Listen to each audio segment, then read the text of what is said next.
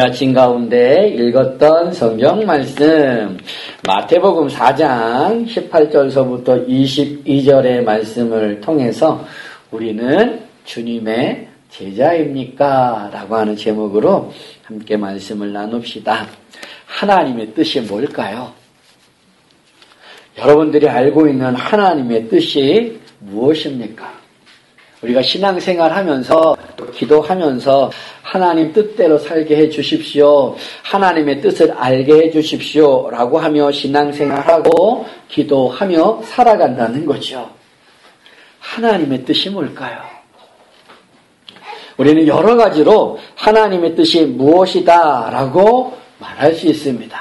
그런데 슈랭크라고 하는 신학자가 있습니다. 그분이 하나님의 뜻에 대해서 연구하다가 발견한 것이 있어요. 그건 뭐냐면 하나님의 뜻은 복수가 아닌 단수로 되어져 있다라고 하는 거죠. 그분은 이렇게 표현합니다. 신약 성경에서 하나님의 뜻이라는 말의 복수형은 거의 완전할 정도로 찾아볼 수 없다. 모두가 단수형으로 표현되어 있다라고 말합니다. 우리가 성경에 기록된 하나님의 뜻과 관련된 구절들은 하나의 목적을 향하고 있다는 거예요. 그러니까 하나님의 뜻이라고 해서 성경 속에서 여러 가지 구절들을 우리가 찾아낼 수 있지만은 그게 복수형이 아니라 단수라고 하는 거죠. 그 단수라고 하는 것은 하나님의 뜻이라고 하는 것은 하나의 목적을 향하여서 가고 있다라고 하는 거예요. 그게 뭘까요? 그 하나의 목적이 뭘까요? 그건 하나님의 자기 백성들을 구원하는 거예요. 결국은 구원이라고 하는 거죠. 예수님께서 이 세상에 오신 목적도 구원이고 하나님께서 성경을 통하여 많은 약속, 많은 언약을 하신 이유도 무엇을 향하고 있느냐? 구원이라고 하는 것을 향하고 있다라고 하는 거죠. 이 구원을 위하여 예수님께서 이 세상에 오셔서 제일 먼저 하신 일이 있어요. 오늘 본문 앞에 나오는 17절 말씀 한번 보세요. 이때부터 예수께서 비로소 전파하여 이르시되 회개하라 천국이 가까이 왔느니라 하시더라. 예수님께서 세례 요한에게 세례를 받으시고 나서 하신 것이 뭐냐? 회개하라 천국이 가까이 왔다라고 하는 말씀을 선포하신다라고 하는 거죠. 그래서 17절에 비로소 전파하여 이르시되라고 하는 이 말씀은 뭐냐면 우리 주님의 공생애의 시작됨을 선포한다라고 하는 거예요. 그 첫 번째 선포가 뭐냐? 회개하라 천국이 가까이 왔다라고 하는 그 말씀을 선포하시면서 공생애를 시작하신다라는 거죠. 그 공생애를 시작하시면서 제일 먼저 하신 일이 뭐냐? 그게 바로 오늘 본문이 보여주고 있는 제자를 부르시는 일이에요. 성경 보세요. 제가 오늘 본문 다시 읽어볼게요. 갈릴리 해변에 다니시다가 두 형제고 베드로라 하는 시몬과 그의 형제 안드레가 바다에 금을 던지는 것을 보시니 그들은 어부라 말씀하시되 나를 따라오라 내가 너희를 사람을 낚는 어부가 되게 하리라 하시니 그들이 곧 그물을 버려두고 예수를 따르니라. 거기서 더 가시다가 다른 두 형제 곧 세베대의 아들 야고보와 그의 형제 요한이 그의 아버지 세베대와 함께 배에서 금을 깁는 것을 보시고 부르시니 그들이 곧 배와 아버지를 버려두고 예수를 따르니라. 이게 뭐예요? 제자로 부르시는 거예요. 베드로와 안드레와 야고보와 요한을 자기의 제자로 부르신다라고 하는 거죠. 그러니까 공생애를 하시면서 시작하시면서 제일 먼저 하신 일이 뭐냐? 제자를 부르시는 거예요. 그리고 우리 예수님께서 그 공생애의 사역 가운데 십자가에 죽으시고 사흘 만에 부활하십니다. 그렇게 사흘 만에 부활하신 이후에 우리 주님께서 지상에서, 이 세상에서 마지막으로 또 하신 일이 있어요. 그 마지막으로 하신 일이 무언가? 그게 바로 요한복음 21장 15절서부터 17절에 나오는 그 말씀을 통하여서 그 일이 무엇인지를 알 수 있습니다. 제가 읽어볼게요. 그들이 조반을 먹은 후에 예수께서 시몬 베드로에게 이르시되 요한의 아들 시몬아 내가 이 사람들보다 나를 더 사랑하느냐 하시니 이르되 주님 그러하나이다. 내가 주님을 사랑하는 줄 주께서 아시나이다. 이르시되 내 어린 양을 먹이라 하시고 또 두 번째 이르시되 요한의 아들 시몬아 내가 나를 사랑하느냐 하시니 이르되 주님 그러하나이다. 내가 주님을 사랑하는 줄 주께서 아시나이다. 이르시되 내 양을 치라 하시고 세 번째 이르시되 요한의 아들 시몬아 내가 나를 사랑하느냐 하시니 주께서 세 번째 내가 나를 사랑하느냐 하심으로 베드로가 근심하여 이르되 주님 모든 것을 아시오매 내가 주님을 사랑하는 줄을 주께서 아시나이다. 예수께서 이르시되 내 양을 먹이라. 이 말씀의 의미가 뭘까요? 부활하신 이후에 예수님께서 갈릴리에 가셔서 그 제자들을 만나신 후에 이 말씀을 하시는 거예요. 근데 이 말씀의 모습이 뭐냐? 내 양을 치라, 내 양을 먹이라라고 하는 이 말씀의 의미는 무엇이냐면 제자로 다시 부르신다라는 거죠. 제자도를 회복하시고 제자로서의 삶을 살 수 있도록 우리 주님께서 다시금 제자로 부르시는 모습을 보여주고 있다는 거예요. 그러면 예수님의 생애라고 하는 것, 예수님의 공생애라고 하는 것을 가만히 살펴보면 무엇으로 되어 있는가? 제자를 부르시며 시작하시고 제자를 부르시며 공생애를 마치고 계신다라는 거예요. 그러니까 예수님의 삶은 제자를 부르시고 제자를 부르시는 것으로 되어 있다는 거죠. 그 안에 3년이라고 하는 그 공생의 삶을 통하여서 부르신 그 제자들을 훈련시키고 계시는 거예요. 그리고 승천하시면서 우리 예수님께서 지상 명령으로 주신 것이 있어요.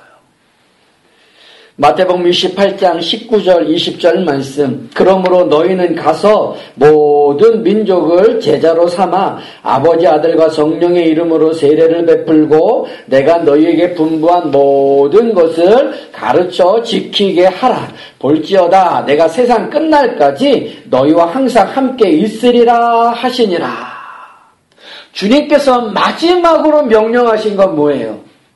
제자를 삼으라라고 말씀하신다는 거예요. 마태복음 28장 19절 20절의 이 말씀에 제자를 삼으라라고 하는 것이 주동사이고요.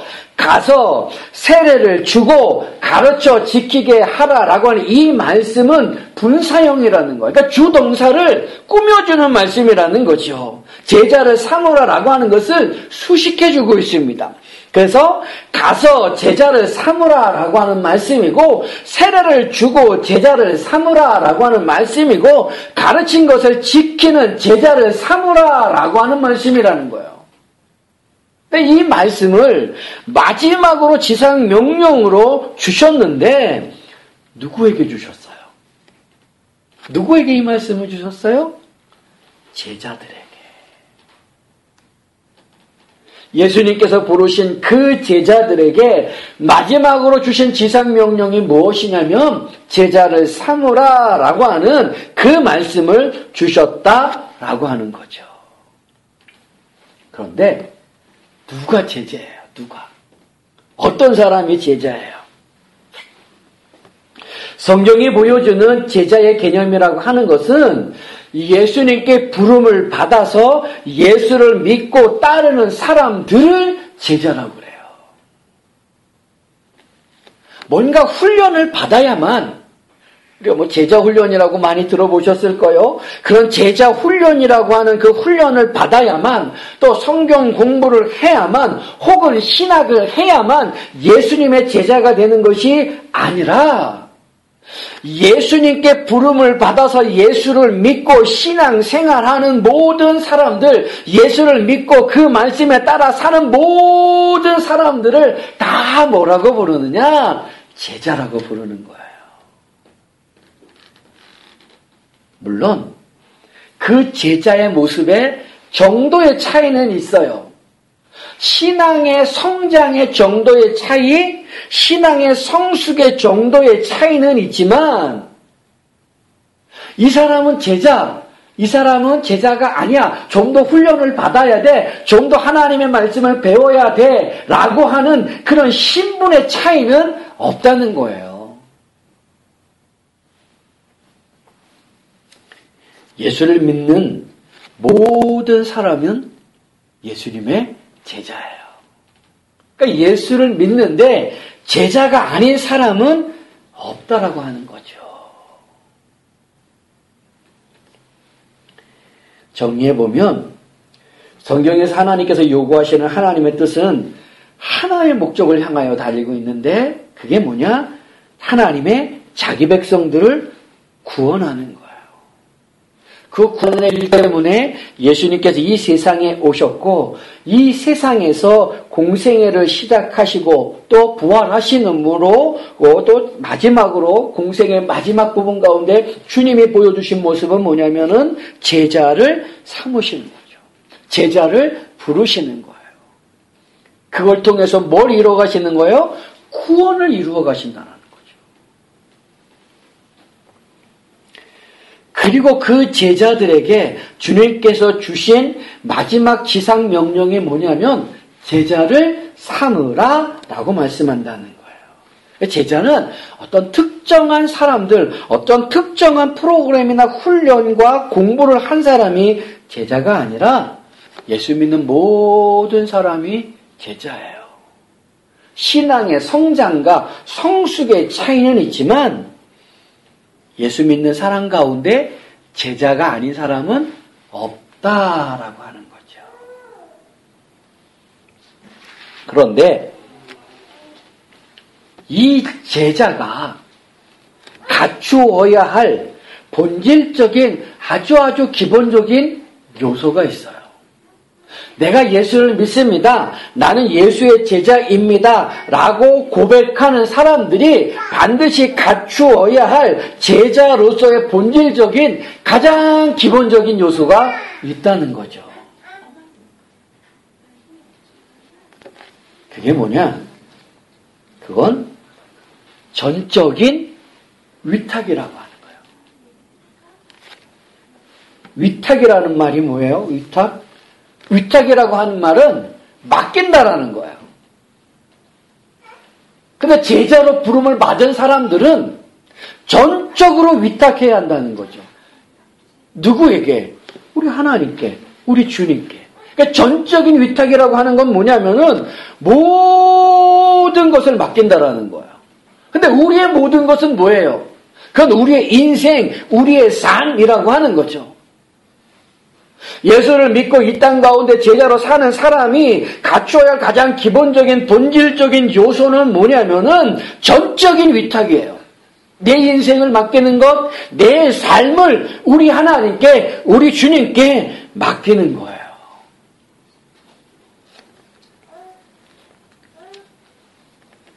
그 예수님께 제자로 부름을 받은 자는 자신의 모든 것, 그걸 주님께 위탁하는 전적인 위탁의 삶을 살아야 한다는 거죠. 근데 어떻게 사는 것이 전적인 위탁의 삶일까요? 그 위탁의 모습을 잘 보여주고 있는 것이 룻기서 1장 16절, 17절의 말씀입니다. 룻기서에 나오는 룻이라고 하는 모압의 여인이 있습니다. 이 여인의 모습을 보면은 남편도 잃어버렸습니다. 그러니까 남편도 죽었어요. 시아버지도 죽었어요. 시동생도 죽었어요. 또 그들이 가지고 있는 모든 재산도 거의 다 없어졌어요. 남아있는 건 하나예요. 뭐가 남았느냐? 시어머니. 나옴이라고 하는 시어머니 이스라엘 사람 단 한 사람만 이 모압 여인 룻에게 남아있다라고 하는 거죠. 그래서 나오미가 며느리 룻에게 뭐라고 말을 했냐면은 이제 내가 너에게 줄 것은 아무것도 없다. 그러니 너는 나를 떠나서 내 부모가 있는 고향으로 돌아가라 라고 말을 합니다. 그때 롯이 한 말이 룻기서 1장 16절 17절인데 이 말씀이 전적인 위탁의 모습이 뭐냐라고 하는 걸 잘 보여줍니다. 제가 읽을게요. 잘 들어보세요. 룻이 이르되 내게 어머니를 떠나며 어머니를 따르지 말고 돌아가라 강건하지 마옵소서. 어머니께서 가시는 곳에 나도 가고 어머니께서 머무시는 곳에서 나도 머물겠나이다. 어머님의 백성이 나의 백성이 되고 어머님의 하나님이 나의 하나님이 되시리니 어머니께서 죽으시는 곳에서 나도 죽어 거기 묻힐 것이라. 만일 내가 죽는 일 외에 어머니를 떠나면 여호와께서 내게 벌을 내리시고 더 내리시기를 원하나이다 하는지라. 이게 전적인 위탁의 모습이에요. 여기서 어머님 대신에 하나님이라고 하는 그 단어를 넣고 이 말씀을 읽어보면 전적인 위탁이 뭐냐라고 하는 걸 알 수 있다는 거죠. 그러니까 하나님이 가시는 곳에 나도 가고 하나님이 머무는 곳에 나도 머물고 하나님의 백성이 나의 백성이 되어지는 것이고 하나님의 뜻이 나의 뜻이 되어지는 것이고 하나님의 삶이 나의 삶이 된다라고 하는 거예요. 그러니까 하나님과 내가 따로 되고 분리되어져 있는 것이 아니라 함께 한다라고 하는 거죠. 그게 전적인 위탁이에요. 다 맡긴다는 거죠. 그래서 우리 주님께서도 요구하시는 것이 있습니다. 누가복음 14장 25절과 27절에 이렇게 말씀합니다. 수많은 무리가 함께 갈새 예수께서 돌이키사 이르시되 무릇 내게 오는 자가 자기 부모와 처자와 형제와 자매와 더욱이 자기 목숨까지 미워하지 아니하면 능히 내 제자가 되지 못하고 누구든지 자기 십자가를 지고 나를 따르지 않는 자도 능히 내 제자가 되지 못하리라. 이건 무슨 말씀이에요? 주님과 함께하고 주님이 가시는 곳에 나도 가고 주님이 머무는 곳에 나도 머물고 주님의 백성이 나의 백성이 되어지고 주님의 뜻이 나의 뜻이 되어지고 주님의 삶이 나의 삶에 되어지는 곳에 방해되어지는 것들이 있다라고 한다면 내가 넘어서겠습니다라고 하는 거예요. 그 방해의 요소가 부모나 처자나 형제나 자매나 혹은 내 삶의 목숨이라 할지라도 뭐예요? 넘어선다는 거죠.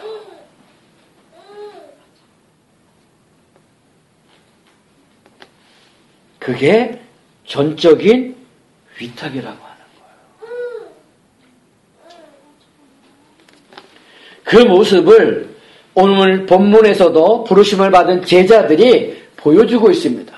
베드로와 안드레와 야고보와 요한이 나를 따라오라. 내가 너희를 사람을 낚는 어부가 되게 하리라 라고 주님이 말씀하셨을 때에 이들이 뭐합니까? 배와 그물과 아버지를 버려두고 예수를 따르는 거예요.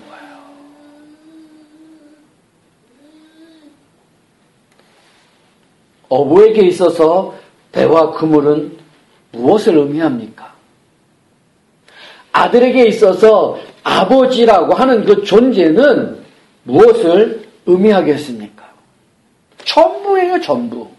그러나 그것이 주님을 따르는 것에 방해가 되어진다라고 한다면 내려놓겠다, 버리겠다라고 하는 그 모습이라는 거죠. 그래서 제자로 부름을 받은 베드로와 안드레, 야고보와 요한은 예수를 따르는데 방해가 되어지는 배와 그물과 아버지를 버려두고 전적으로 예수 그리스도께 위탁하며 주님을 따른다라고 하는 거예요. 이게 제자가 갖추어야 할, 가지고 있어야 할 가장 본질적이고 기본적인 모습이라고 하는 거예요.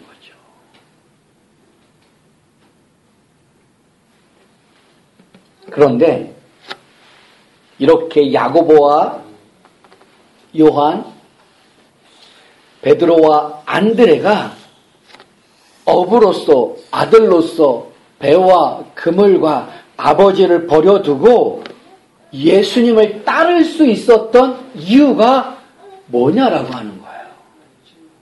전적으로 위탁할 수 있었던 이유가 뭐냐라고 하는 거예요. 그건 그들에게 변화가 일어났는데 그 변화가 뭐냐면 가치관의 변화라고 하는 거죠. 그러니까 제자로서 주님을 따르는 본질적인 요소인 전적인 위탁이라고 하는 그 제자의 삶을 살기 위해서는 그 전제는 뭐냐면 기존에 중요하게 여기는 것, 목숨처럼 여기는 모든 것들을 내려놓고 예수님을 가장 중요하게 여기며 생명처럼 여기는 선택의 변화의 역사가 있어야 한다라고 하는 거죠. 곧 가치관의 변화의 일들이 전제되어질 때에 위탁할 수 있는 거예요. 맡길 수 있는 거예요.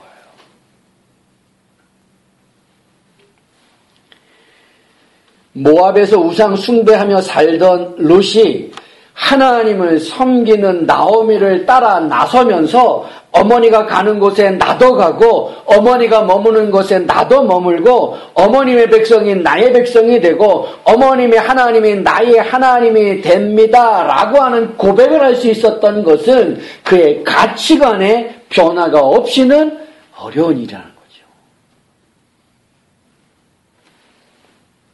그 일들이 일어난 거예요.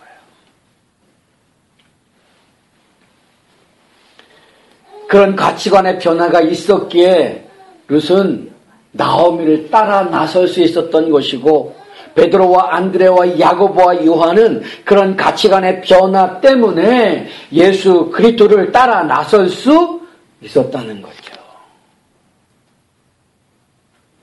그런데 이 가치관의 변화는 그러면 무엇이 작용하여서 변화되어졌느냐라는 거예요. 이 가치관의 변화가 있어야 그러니까 과거에 중요하게 여기는 것, 소중하게 여기는 것들을 다 내려놓을 수 있는 그 자기의 생각과 가치관의 변화가 있어야 예수 그리스도께 나의 인생을 의탁하고 모든 것들을 그분께 의탁하며 그분이 가는 곳에 나도 따라 나서며 그분이 뜻이 나의 뜻이 되고 그분의 삶이 나의 삶이 되어질 수 있는 그런 위탁의 일들을 어떻게 행할 수 있느냐? 이 가치관의 변화가 무엇으로 일어날 수 있느냐라는 거예요. 그건 하나님의 말씀으로부터 시작되어진다는 거죠.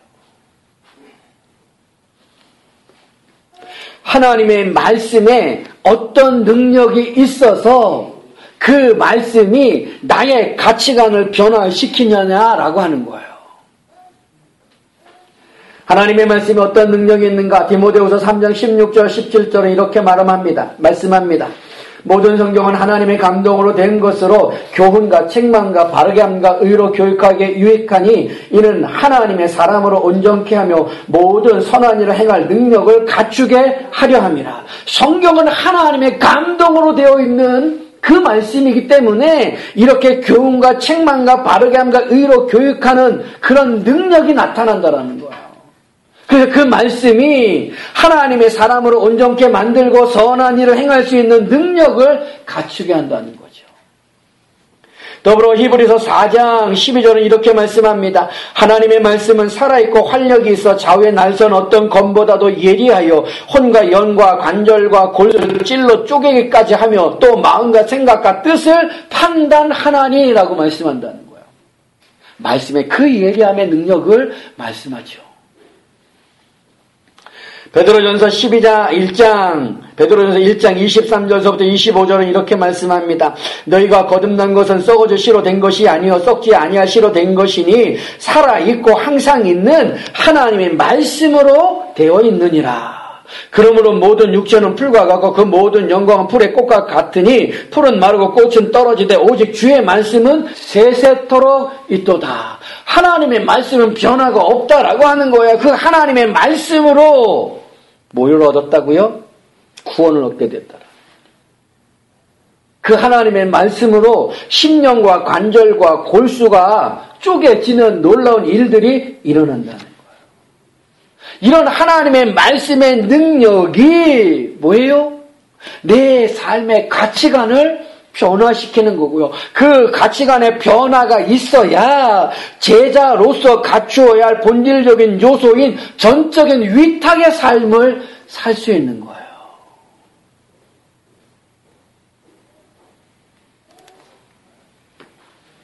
그래서 호세아 선지자는 우리가 여호와를 알자, 힘써 여호와를 알자라고 소리 높여 외쳤고요. 더불어 말씀하기를 내 백성이 지식이 없으므로 망하는도다라고 말을 합니다. 더불어 요한복음 17장 3절의 말씀은 영생이 뭡니까? 곧 구원을 얘기하죠. 그 영생은 곧 유일하신 참 하나님과 그가 보내신 자 예수 그리스도를 아는 것이다 라고 말씀한다는 거예요. 근데 무엇으로 알아요? 하나님의 말씀. 이 하나님의 말씀으로 알 수 있다는 거죠. 그래서 베드로후서 1장 2절은 말씀하기를 하나님과 우리 주 예수를 알므로 은혜와 평강이 너희에게 더욱 많을지어다 라고 말씀하고 있다는 거예요. 우리의 가치관의 변화는 하나님의 말씀의 능력이라고 하는 거예요. 그 말씀이라고 하는 것이 나를 변화시킨다는 거죠. 내 생각과 내 가치관을 변화시켜서 제자로서 전적인 위탁의 삶을 살 수 있게 한다는 거예요.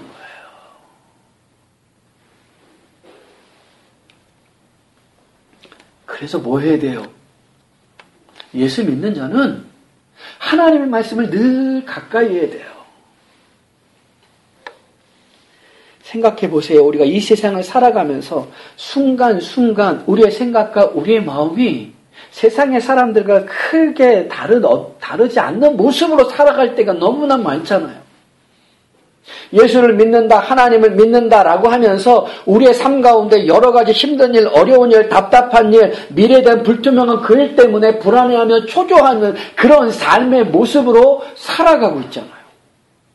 분명한 제자로의 부름을 받았지만은 내 삶을 하나님께 맡기고 위탁하는 모습이 우리의 삶 가운데 늘 있지는 않다라는 거예요.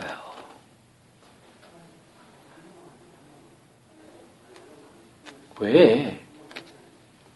변화무쌍한 우리의 삶이기 때문에, 육체를 입고 이 땅에 이 세상 가운데 살고 있기 때문에. 근데 나는 제자예요. 위탁의 삶을 살아야 돼요. 그래서 말씀을 가까이 해야 돼요. 하나님의 말씀을 가까이 하고 그 하나님의 말씀을 읽고 묵상하며 그 하나님의 말씀을 배우고 말씀대로 살려고 하는 그런 말씀 따라 사는 훈련의 모습들이 자꾸 내 삶 가운데서 반복되어질 때에 순간순간 불현듯 내 생각과 내 마음을 주관하려고 하는 세상의 모습이 없어질 수 있는 거죠. 그럴 때 위탁의 삶을 사는 거예요. 지금 내 형편, 지금의 내 삶, 힘들고 어렵지만 불안해하고 초조해하고 내일의 그 불투명한 미래 때문에 어떻게 하지 염려하지 않을 수 있는 건 뭐냐면 주님이 내 삶을 붙들고 계시고 내 삶을 주님께 위탁했다. 그래서 우리 주님이, 우리 하나님이 모든 것을 책임져 주신다라고 하는 그 확신, 그 위탁의 삶이 있을 때 평안을 누리고 믿음 생활을 할 수 있는 거예요. 세상 속에 살 수 있는 거예요.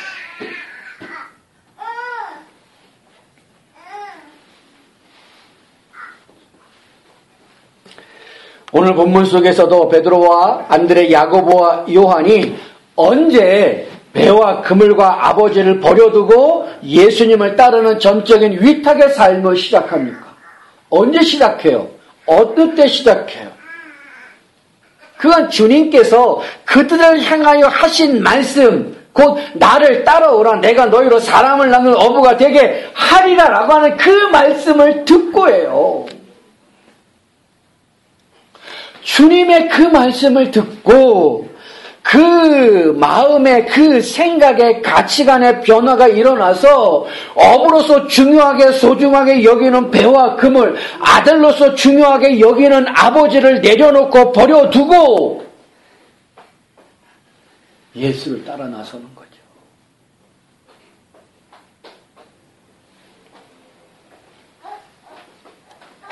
그 변화의 시작이 뭐예요? 말씀을 들을 때잖아요. 그래서 늘 말씀을 가까이, 말씀을 묵상하고 읽고 배우고 그 말씀대로 살려고 하는 훈련의 모습이 우리의 삶 가운데 필요한 거죠. 근데 이렇게 제자로 부름을 받은 자, 그래서 전적인 위탁의 삶을 사는 사람들에게 주님이 요구하시는 게 있어요. 왜 이렇게 살라고 요구하고 왜 이런 삶을 제자는 살아야 하는지를 말씀하는 거죠. 왜 이런 삶을 살아야 합니까? 예수님께서 베드로와 안드레, 야고보와 요한을 부르시는 이유가 있어요. 물론 근본적이고 궁극적인 이유는 하나님의 자기 백성이기 때문에 구원으로 부르신 것입니다. 그래서 구원을 부른 그 사람들을 우리는 제자라고 부른다라고 하는 거죠. 그러니까 제자로 부름을 받은 그들에게 우리 주님께서 위탁하신 게 있어요. 부름을 받은 우리는 우리의 인생을 전적으로 주님께 위탁하며 살지만 제자로 사는 그 제자들에게 우리 주님께서 또 위탁해 주신 게 있어요. 맡기신 게 있어요. 그게 뭐예요? 그건 사람을 낳는 어부가 되라는 거죠. 다른 말로 바꿔놓으면은 증인의 삶을 살라라고 하는 거예요.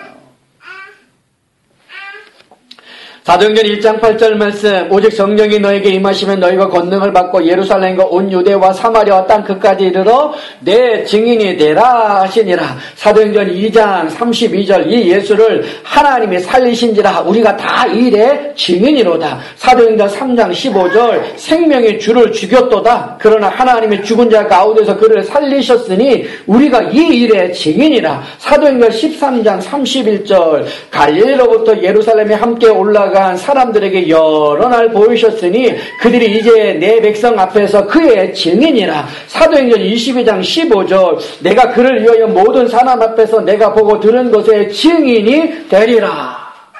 사도행전이 끊임없이 보여주는 제자들의 모습은 무엇이냐면 증인의 삶을 살고 있다는 거예요.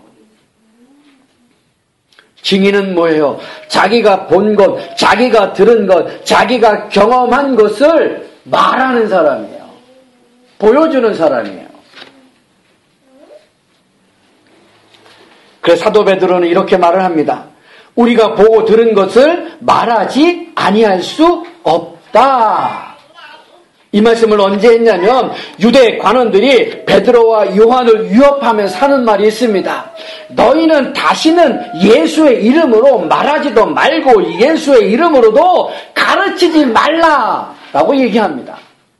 그때 베드로가 한 말이 그거예요. 우리가 보고 들은 것을 말하지 아니할 수 없다.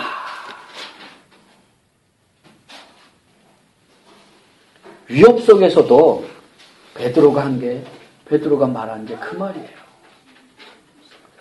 히브리서 11장에 뭐라고 결론을 내냐면 11장의 결론이 뭐냐면 믿음의 사람은 세상이 감당치 못한다라고 얘기해요.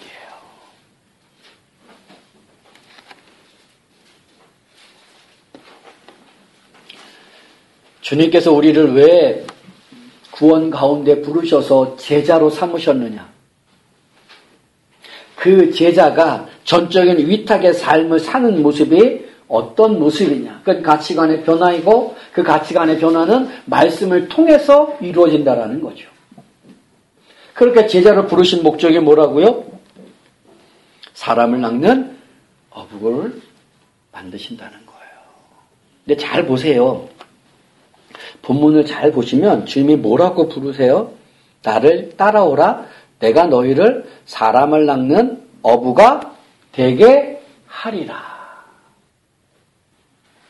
누가 어부를 만드신다는 거예요? 나는 어부가 돼야지. 나는 제자니까 나는 사람을 낚는 어부가 돼야지. 라고 하면서 애쓰며 발버둥 친다고 해서 사람을 낚는 어부가 되는 게 아니라는 거예요. 오늘 본문을 보면은 너는 나를 따라오기만 하면 된다는 거야. 따라오기만 하면 된다는 거예요. 따라오기만 하면 주님이 어떻게 하신대요? 어부가 되게 하리라. 내가 너를 그렇게 만들 거야 라고 하신다는 거죠. 그러니까 따라온다라는 게 뭐예요? 제자로서 전적인 위탁의 삶을 사는 걸 얘기하는 거예요. 그렇게 위탁의 삶을 사는 자들에게 주님은 뭐예요? 내가 너를 사람을 낚는 어부가 되게 만들 거야 라고 말씀하고 계신다는 거죠.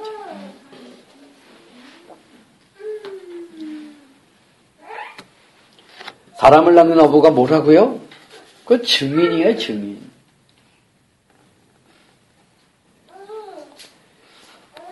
우리의 삶이라고 하는 것, 예수 믿고 산다라고 하는 것은 증인으로서의 삶을 사는 거예요. 근데 증인의 삶이라고 하는 게 뭐냐? 막 아무나 붙들고 예수는 이런 분입니다. 이게 막 말하는 거 아니에요. 증인의 삶은 뭐냐면 우리 본문에서도 말씀한 주님께서 너는 대라가 아니에요. 사람을 낚는 어부가 대라가 아니라 되게 하리라 그렇게 만들어 가신대요. 그 제자로 부름을 받은 사람은 사람을 낚는 증인의 삶을 살아야 되는데 사람을 낚는 증인의 삶이라고 하는 건 뭐냐면 그냥 우리의 일상의 삶이요. 우리의 그냥 일상의 삶 속에서 예수의 향기를 자꾸 뿜어내는 거예요. 예수 믿고 사는 모습을 자꾸 드러내는 거예요.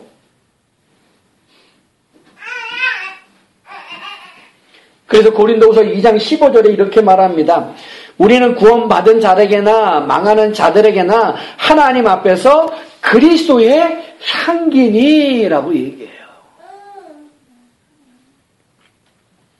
고린도후서 3장 3절에서는 너희는 우리로 말미암아 나타난 그리스도의 편지니라고 말씀한다는 거예요.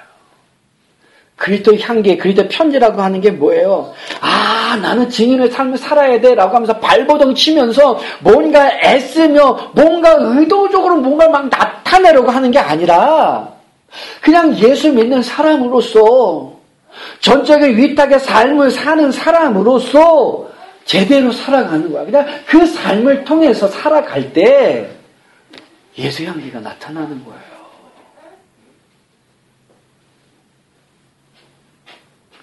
아주 쉬운 건 뭐겠어요? 밥 먹을 때 기도하는 거죠. 감사의 기도 드리는 거죠. 사람이 있든 없든 사람이 보든 안 보든 내가 예수 믿는 자의 모습을 드러내는 거, 향기를 나타내는 거예요.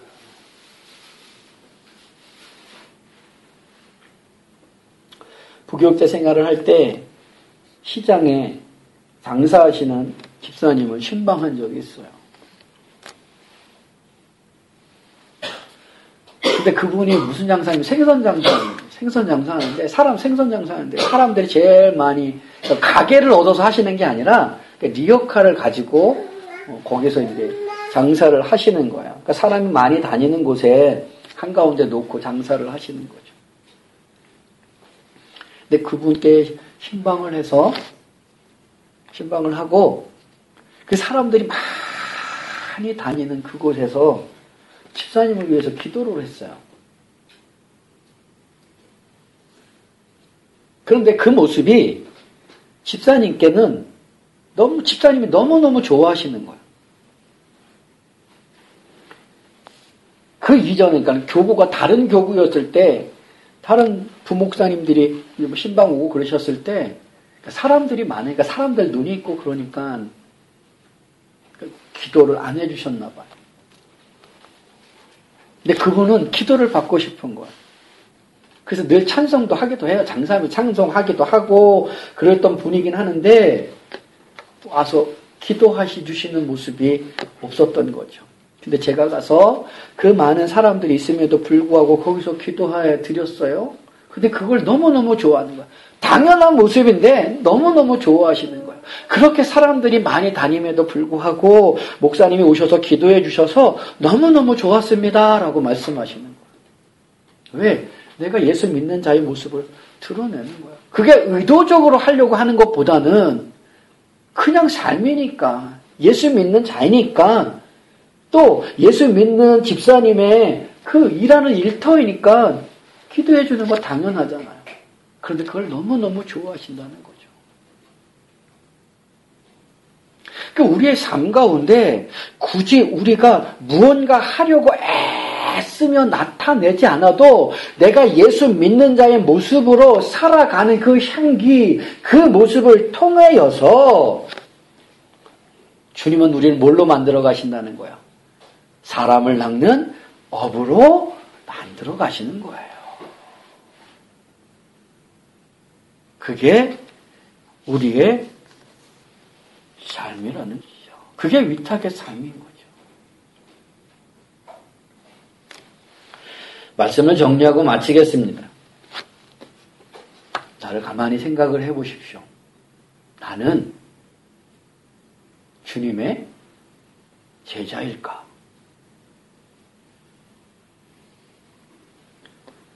제자가 아닌 사람은 없다 그랬어요. 예수 믿는 사람들 중에 제자가 아닌 사람은 없어요. 그러니까 내가 제자일까라고 하는 질문은 어떻게 보면 잘못돼요. 내가 구원 받았나? 안 받았나? 이 질문과 같은 거죠. 근데 내가 주님의 제자일까라고 하는 이 질문의 의미는 뭐냐면 내가 전적인 위탁의 삶을 살고 있느냐라고 하는 자기 물음이에요.